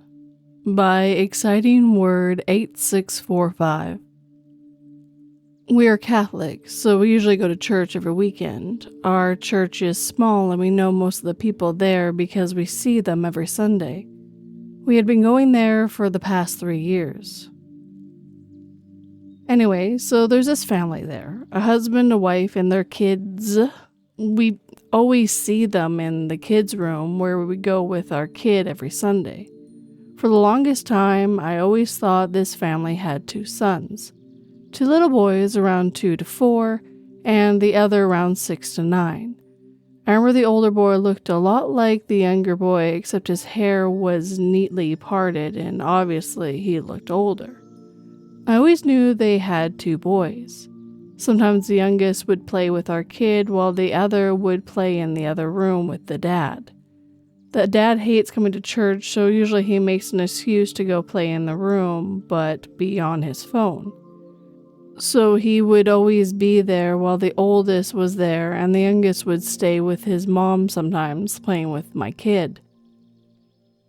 Anyways, the lady had been pregnant for a while around the same time I got pregnant. Due to complications, I ended up having to be hospitalized for months after my recovery took so long. I lost my baby at birth, and I had a really hard time mentally after that. It's been a year since, and after therapy and a lot of support, I've been able to get my strength back, emotionally and physically. Anyways, I decided to go back to church. I saw the lady with her daughter and one son. Where was the other one? After Mass, I went to the car and said to my husband, "Her daughter's so beautiful, but where's her other son?" My husband responded, "What other son?" "The other one, they had two." "No, they only had one." My husband looked at me like I was crazy. I shrugged it off that day, but the next Sunday that came, I didn't see their other son. So now, for the past few weeks, I kept thinking about the other son. I'm so confused. I swear I saw two boys. We all got COVID now and been in quarantine and haven't been back to church again. But I keep thinking about the older son that doesn't exist. I keep going back to remembering where I did and go wrong, where did the confusion begin. But I swear I saw them all the time. It couldn't have been someone else's kid because I would have seen him in church again like we usually did. Also, the kid looked so much like his brother. Like, they looked alike. I saw them in the same room. I saw them with different jackets. I saw them interacting with each other. I have such a clear picture in my head of the older brother, like I saw the kid every weekend. How could I forget how he looked? I'm so confused. I feel crazy. I'm not making this up. There's nothing I would benefit out of posting this here other than people are probably going to say I have mental issues. Nothing like this has happened to me before. I'm so confused. Update. The daughter was not born yet. I know, I'm terrible at storytelling, but the daughter was born after I came back from the hospital. That's not the weird part because the lady was pregnant before I left to the hospital. No, there isn't a way that the son would have died as we would have heard of it because we would have had Mass for him, and when someone's child passes away or when someone passes away in general in the church, everyone finds out about it. We get an email that goes to everyone and we'd hold Mass for them. We also are told to just be cautious and careful when we speak to the family. People are having theories that maybe he was a ghost, which I don't know, and yes, I will try and ask the lady if she ever had a miscarriage or if her first pregnancy was her son, the younger boy.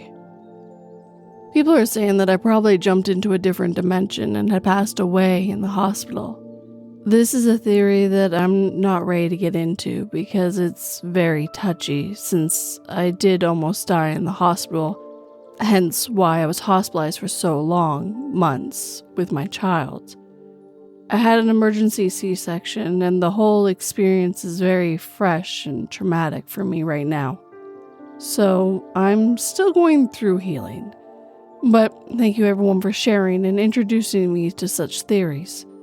I'm just not ready to get into that yet. The theory that maybe the boy had transitioned to a daughter would only make sense if the daughter was the same age as the boy, but the daughter is a baby. She was born during the time I was in the hospital. The boy that I saw that was there has been there since I started going to the church, and he was around 6 years old when we first started going there. I also want to point out that some people are saying to ask around or to go into the records since the Catholic Church is very good at holding records of people, especially like baptism records. I don't want to do that just because I already feel weird enough asking her specific questions. I feel that would be just very weird to just go to the office and start asking for her family's information without a valid reason. Especially for the fact that I strongly have memories of her having another son. I feel like that would be seen as stalking or just plain creepy. I don't want to be seen as a crazy lady. Someone else said that maybe they were fostering a child, which could be possible, but I really doubt it. Another thing people have mentioned was maybe it was a niece or a nephew, which was possible, but I don't have anything to confirm that. I will be asking the son the next time I go to church. As I said, right now we are quarantined. But I will update once again after I ask their son. I will ask him if he has a brother or if he had a cousin that came to church with him.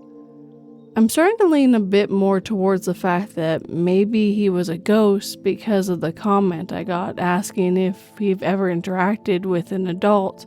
And to think back, I never really saw them interact with the child directly. The father would be in the playroom hanging out with their son while the son would be playing around. I don't know why the father would be in the playroom if the son never existed. Was the father just hanging around the playroom by himself? That would be kind of weird, but even though he never directly interacted with the older son, I still find it strange that he would be in the playroom by himself. Everything is really strange for me, and I'm trying to wrap my head around it all.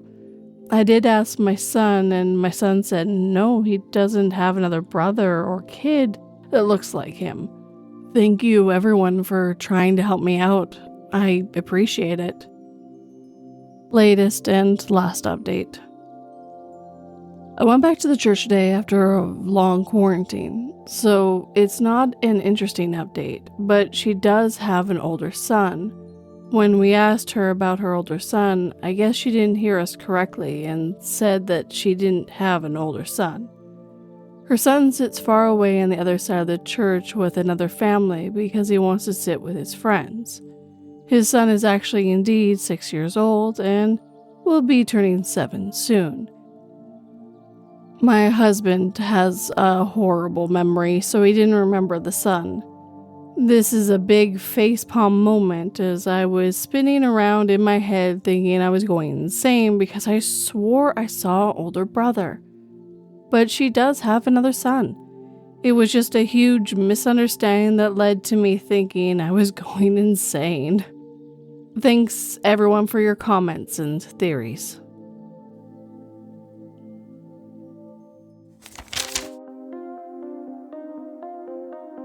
The man in black by the river handed it to me, my son said, handing me the heavy briefcase full of $100 bills. He then asked me, "Daddy, what's a soul?"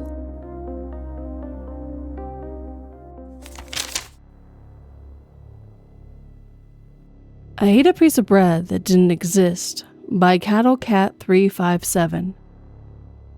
Okay, so a few years ago, I woke up and went to the kitchen where my mom was. I was wide awake and I sat down at that table, my plate in front of me. On the other side of the room, my mom was at the stove cooking these tortilla bread things for me, like she'd been doing for the past few days. Almost immediately after sitting down and waiting, she walked up to me, silent, and put a single tortilla on the plate. She then walked up to the counter where she continued making more. I thanked her for it, and before I ate it, I looked at it. I paid attention to how it looked, like the parts where it was browned and had not been, and its shape. It was perfect. I ate it, leaving no trace of crumbs or anything on my plate. I then said thank you again and said it tasted perfectly. She didn't respond. I assumed because she was still busy making more tortillas for me. I kept talking to her about how perfect the tortilla was. She didn't really say anything. Finally, she said that she didn't give me a tortilla yet. I didn't believe her. I thought she was trying to trick me. But then I stood up and walked over to the counter, and she hadn't even finished making any yet. She hadn't even finished forming the dough. I was completely confused, and I still am. I had no proof that she had even given it to me, and she said she didn't respond when I first thanked her and said how good it tasted because she didn't know what I was talking about. To her, I just randomly said that, and she never had even walked over to me yet or finished making anything. I sat down confused, and then I stood back up again, and at that moment she had actually finished making the first tortilla. It was still in the pan, and when I looked at it, it looked identical to the one I had claimed to have 8 minutes ago. I still don't know what happened that day.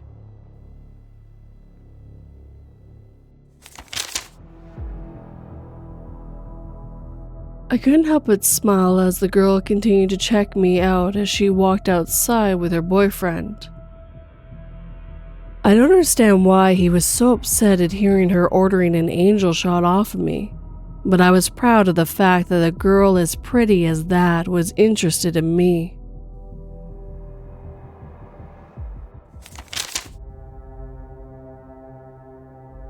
We keep smelling my cologne by Almost-Jaded. So, isn't this usually like, my wife died years ago and every Sunday I smell her perfume? Seems like that's how this usually goes. Twice now, our apartment will suddenly smell overwhelmingly like my cologne for about a half an hour to an hour, and then it just vanishes as fast as it came. Not sure if it's paranormal, glitching, or what, but it's weird AF and it's starting to get to me.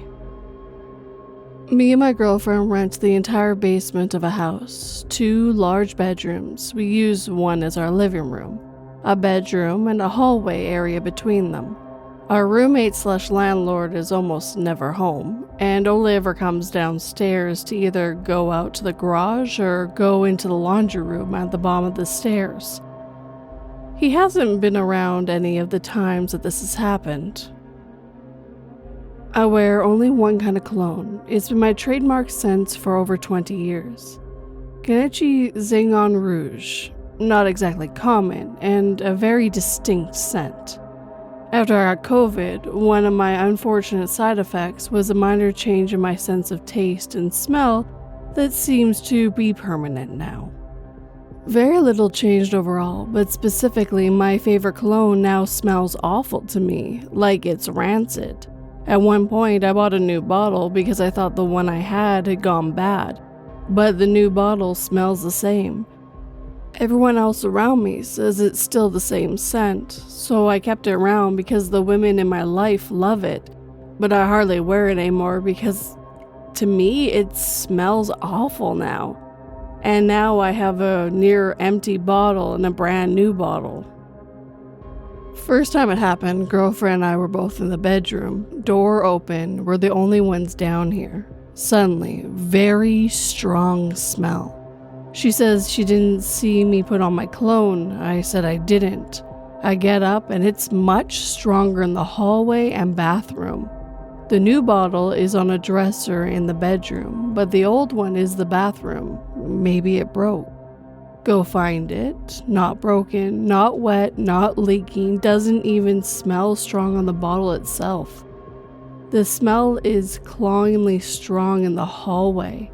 Go grab my new bottle, completely intact. Also, no indications of a leak or even use. We both commented on the weirdness, and just as fast as it came on, it was gone. No more smell. It happened again just now today. It is definitely my cologne. It smells strange and vaguely rancid to me, and woodsy and sexy to her. No question that it's my cologne. It comes on strong and all at once. It's much stronger in the hall and bathroom. It goes away just as fast, about 30 to 45 minutes or so, fading now as I write this. I can't quite get my head around being haunted by my own ghost, so I really don't know what to make of this.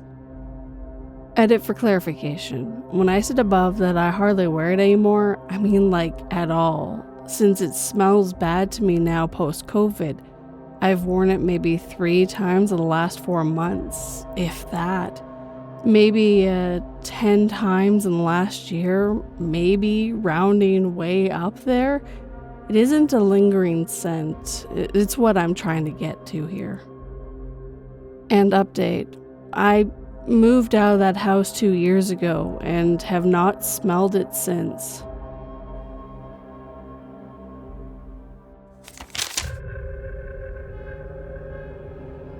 No one is going to kidnap you to a different reality, the man assured his daughter, who had woken up in the middle of the night from a nightmare. They looked in each other's face and they both muttered, Your eye color has changed.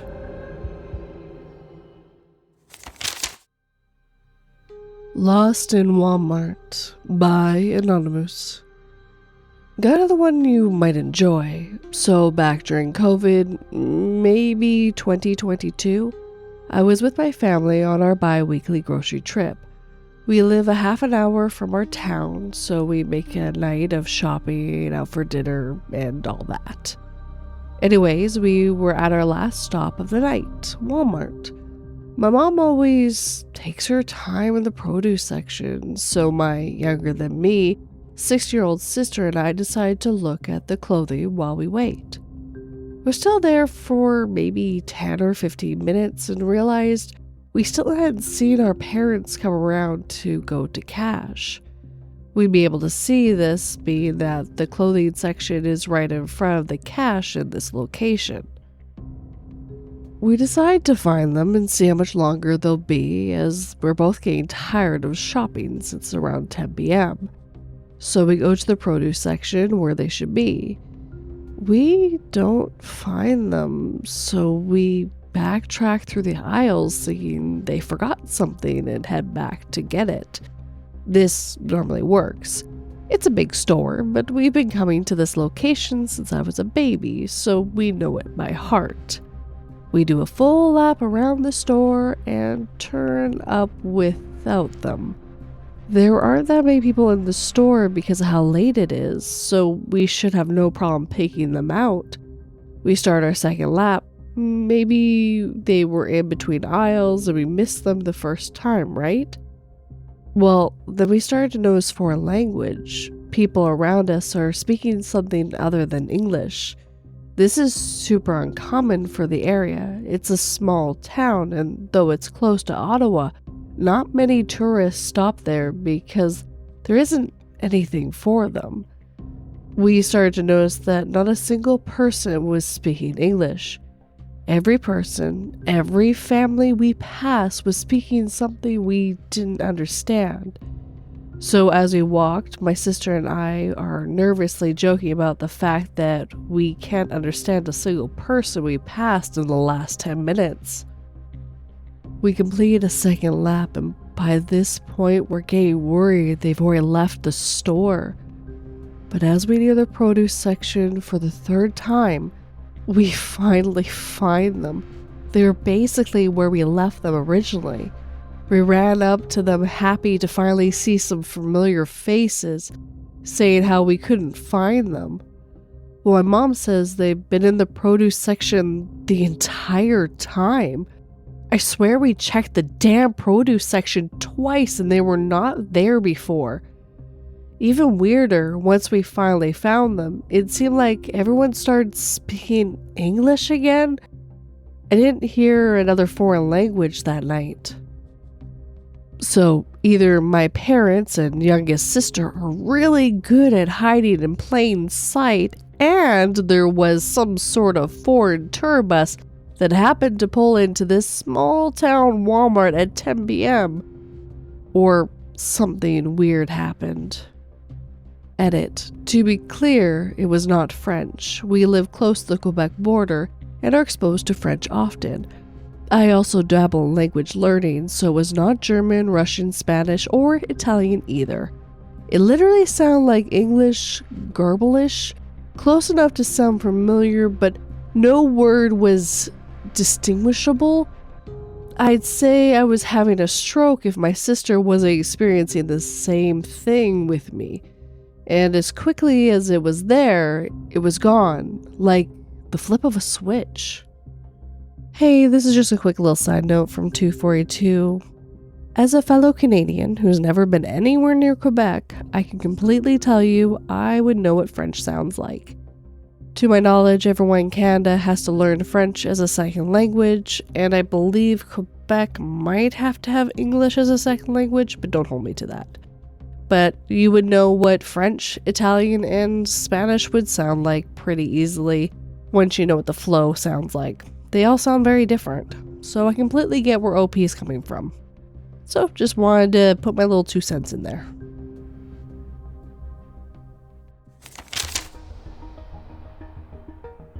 A tear streaked down the face of a trembling woman as she pleaded with her husband to forgive her for breaking his favorite mug, terrified of his reaction and praying that he would concede that it was not her fault. Mercifully, the puppet master agreed with his wife this time, considering that the accident was not caused by her wanton clumsiness, but rather that the string sewed in her wrist had snapped.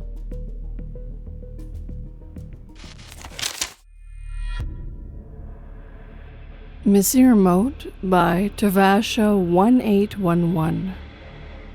Okay, so I was watching a YouTube video on my bed. I paused the video using the remote, left the room to get myself a glass of water, and when I came back, the remote was nowhere to be found. I have turned my room upside down, looked in every crevice. The remote is actually nowhere. I'm certain I haven't taken the remote out of the room because I do remember I put it on the bed, right beside my phone after I paused it. I've checked behind my blankets. It's nowhere. I'm not even sad that I lost the remote because I can control the TV from my iPhone. But the point is, I'm just so spooked that it got lost because no one else has been here since I got myself some water, and now it's not here, and it's just so strange. People may argue that it's a human mistake, but when I walked back in the room, I felt the energy change. It was like a wave washed over my brain, my eyes started watering, and there was a significant drop in temperature.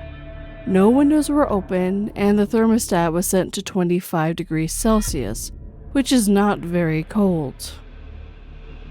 It's almost as if it grew legs and walked away. P.S.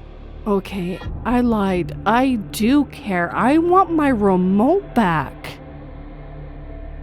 P.P.S. I just left the room again, walked in the door, my gaze turned to the place where I last saw my remote, and lo and behold, the remote is just sitting there. This was clearly not there before.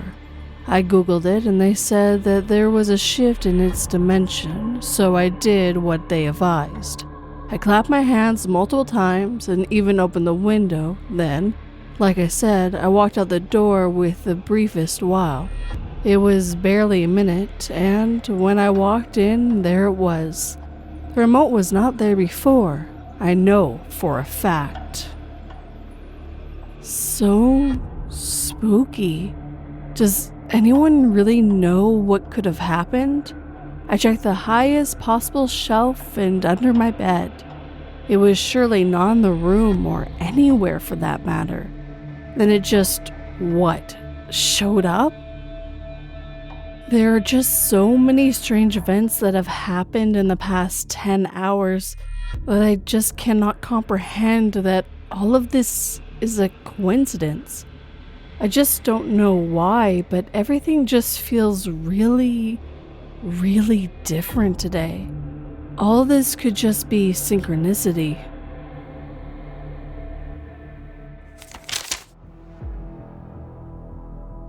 My husband has been hesitant to try for another baby, saying that 6 kids we currently have is enough. But after I showed him the metrics from our channel indicating that new babies got the most engagement, he had to agree to try for another.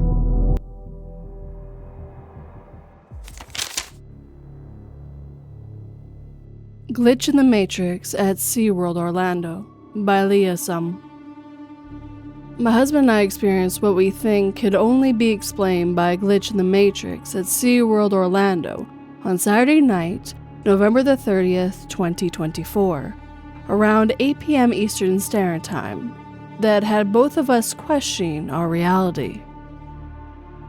For context, in case you're unfamiliar with the locker system at SeaWorld, the park has lockers you can rent to store your belongings while on various rides, and you create a 4-digit code to open your assigned locker number that is printed on your receipt, so only you should be able to reopen the locker assigned to you once you're done riding. It's worth noting these lockers are not otherwise accessible by park guests or employees, since they remain locked even when unassigned and can only be opened from the front using your code until the rental expires. Also, if you rent a transferable locker pass for the entire day like we did, you can press a button and end the rental on the locker you just finished using, so you can transfer your rental to another locker for the next ride. After riding many rides throughout the day using different lockers and ending the night with one of our favorite rides called Pipeline, we gathered all of our belongings from the locker, at least we thought, before exiting the park and walking halfway through the parking lot, when my husband suddenly realized he didn't have his phone with him. Even though we had been diligent about not leaving anything behind in the lockers all day, we thought since it was dark and we were tired, it must have accidentally been left in the locker we last used. So I ran back to the park entrance and returned to the pipeline as fast as we could. Here's where reality seemed to glitch. We opened the locker, but to our dismay and slight panic, it was empty. We both swiped our hands all around the inside of the locker and didn't feel anything, so I turned my phone's flashlight on, illuminating the inside of the black metal locker entirely. But we could see nothing except for the small white sticker that each of the lockers had, which was fully visible.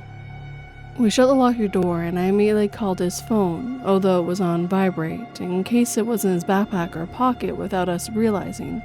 But he felt nothing, and we could hear nothing vibrating from inside the locker, even though it seemed clear after our first check that it wasn't inside. We opened the locker a second time and did the same check as before, swiping our hands, shining my flashlight, calling his phone, just to make sure we weren't somehow mistaking it for the first time, but it was still empty. We briefly discussed going to look for his phone in the locker for the ride we did before Pipeline, which was a ride called Kraken, that was practically on the other side of the park. When it occurred to my husband, he had already ended the locker rental at Kraken, and the only way we could reopen it without help from the park security would be randomly be reassigned the same locker number as before. We were still standing in front of our locker at Pipeline when my increasingly panicked husband decided to open it for a third time, despite us logically knowing there was no way his phone could be inside. But to both of our disbelief, it was. His phone was laying face down and sideways at the front of the locker, almost directly on top of the white sticker that was now mostly covered by his phone.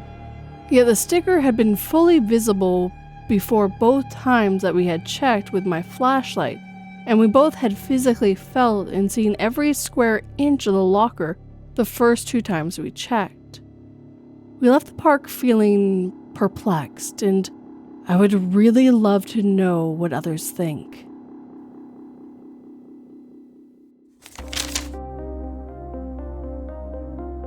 Lovely whispering, Jessica, I called to my sister as we explored the pitch-black cave, each one of us roaming a different passage. Stephen, my sister's trembling voice echoed through the cave. I don't know how to whistle.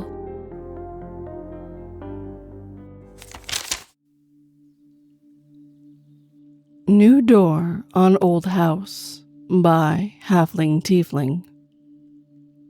I live in an area where most of the homes are 100 plus years old, back when buildings had huge windows to let in natural light to supplement gas lighting, kerosene lamps, candles, etc.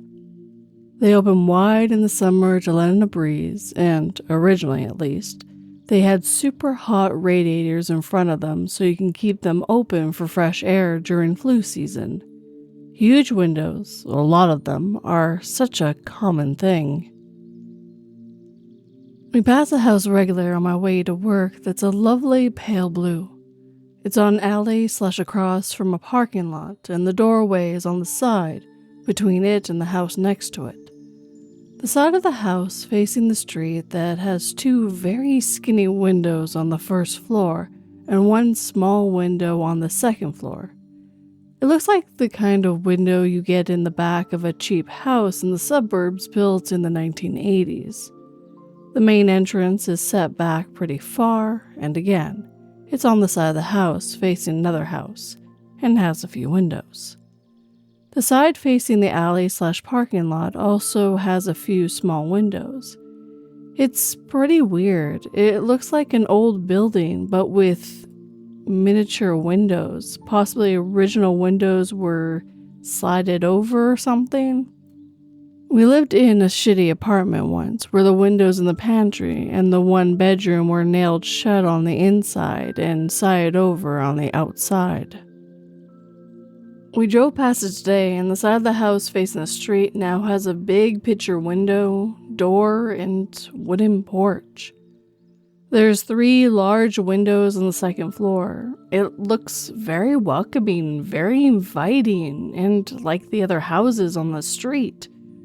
The larger window, front door, and porch were not there yesterday. The porch doesn't look new. It doesn't look old, but it looks like it's been there for at least a few months. It's wet and muddy, and the front yard isn't churned out from people walking around doing work. The house just suddenly has big windows, a new door, and a big wooden front porch, like over the course of a day. My husband was driving. I pointed it out to him, but we passed it by the time he was able to look. We regularly comment on how dark and unfamiliar the house looks. It really doesn't fit the character of the other houses on the street, and the windows are tiny. Or they were, at least. He doesn't remember the windows being as small as I described them, and said they probably just fixed up the porch. But there never was a porch. There wasn't a door. But now there is. It's unnerving.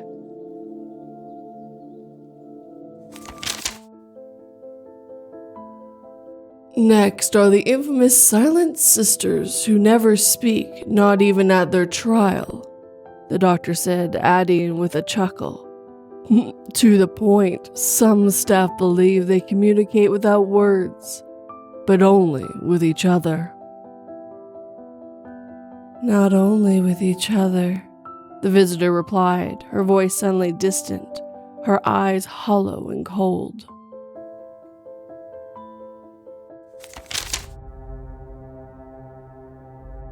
Here we go again. This time a McDonald's disappeared and then came back. By Almost-Jaded. It's been nice not to post here for a while. No significant glitches for what, almost a year now? As usual, look at my profile if you don't know all my crazy previous posts. A quick side note for 242, I'm planning to narrate all their crazy glitch stories for you. The Harmon Road interconnect is all finished now, so even though I'm still in the place where it disappeared, at least I got built again, almost exactly the way I remember it, and the new Azure Road is great. Development around it's coming along nicely, if it still feels weird every time I drive on it. The girlfriend and I have moved in together in a house off of Azure, so it's part of my routine now. Anyway, moving right along. 4 days ago, as of this post, on the way home from errands, girlfriend wants McDonald's. No problem. There's one a few blocks from our house. Standalone location right next to a KFC. I've lived in this neighborhood off and on for over 11 years. I know this McDonald's. We pull into the shopping center. The sign on the street is there, no McDonald's. We drive around the parking lot. It isn't there. The KFC is there, no McDonald's. We laugh about it and decide maybe it's closed, but like, the whole building is gone. You can't see the KFC from the Walmart because the McDonald's is in the way. And now you can see the KFC. That seems weird. We both commented on it. The sign is still up.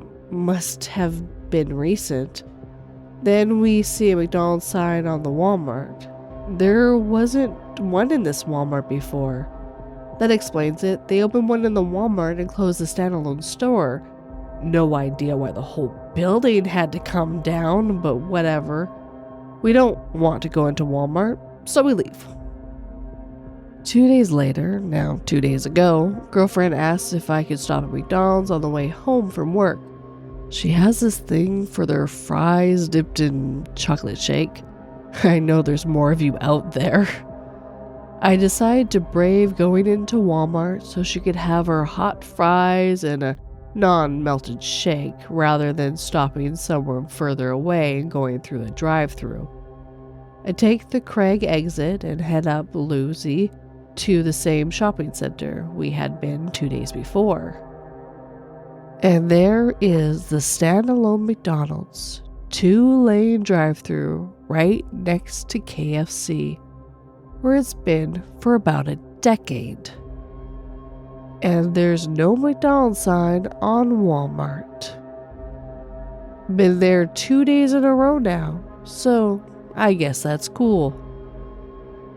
Hey Glitch, how you been? Sorry I disappear between stories, but here we are again.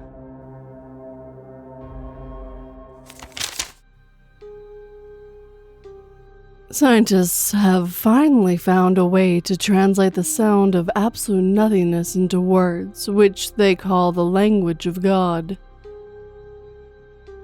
The first time they tested it, the only thing they could hear was the blood-curdling scream.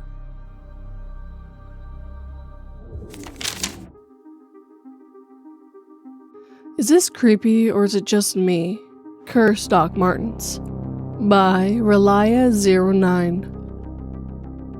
It's probably not creepy or all that crazy to hear about, but having experienced myself, it was probably the most trippy thing that has ever happened to me.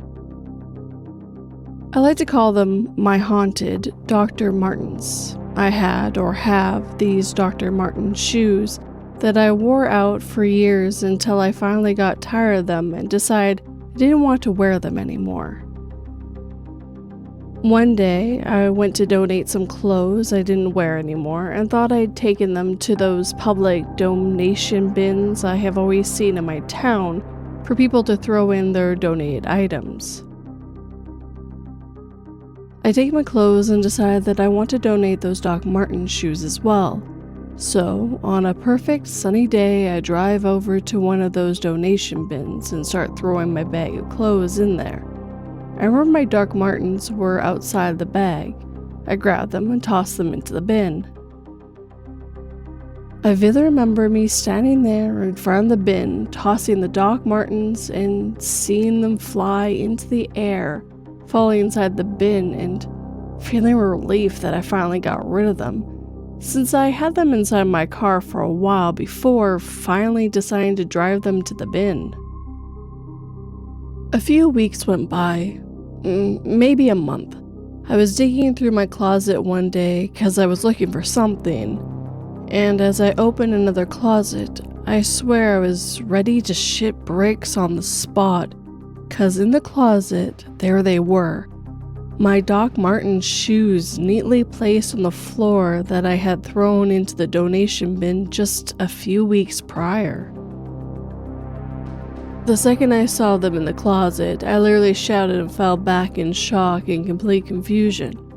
My brother was in the other room and heard me freaking out. Came over and asked me what was wrong because he just heard me shout and I couldn't even talk straight because I was generally tripping and confused as to why my Doc Martens shoes were back inside my closet neatly placed on the floor when I vividly remember tossing them into the donation bin that day.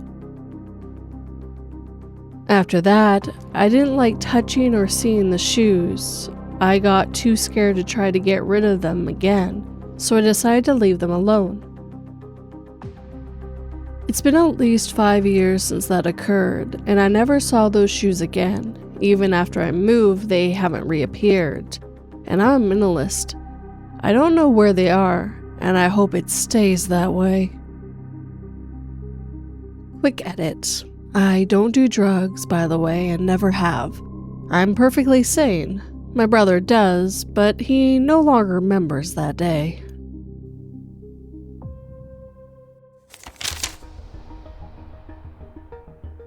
Gustav woke up, and when he realized it was morning of his 5th birthday, the young boy rushed into his parents' room while they were still sleeping.